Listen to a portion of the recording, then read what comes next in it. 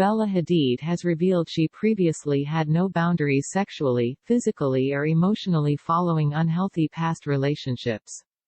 The model, 25, told how she previously constantly went back to men and women that had abused me. Speaking on Victoria's Secret's Voices podcast, the public figure reflected back on tough times in her life in a wide-ranging interview. Without naming names, she recalled, "I constantly went back to men and also women that had abused me, and that's where the people-pleasing came in. I started not having boundaries, not only sexually, physically, emotionally, but then it went into my workspace." Bella traced it back to her childhood, during which she grew up feeling like a black sheep. She said, "I always felt like my voice was never heard growing up."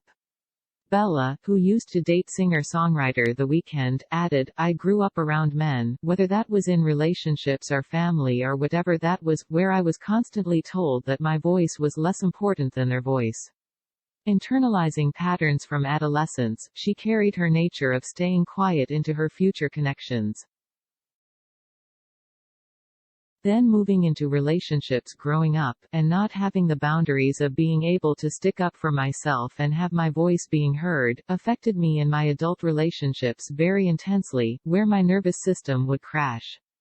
It was fight or flight. When asked what has brought you back to center and back to yourself in a way that has been helpful and nourishing, Bella listed several lifestyle changes. Staying off social media was among them. It sounds very cliché, but to not have the energy of everyone else and their projections being projected back onto you is one of the most powerful things of all time, she said. The Kin Euphorics co-founder then named therapy, meditation, and exercise as other practices that keep her grounded. "It's a cliché for a reason because it's a fact that it works," she noted. Elsewhere in the conversation, the fashionista discussed the recent death of the late Louis Vuitton creative director Virgil Abloh.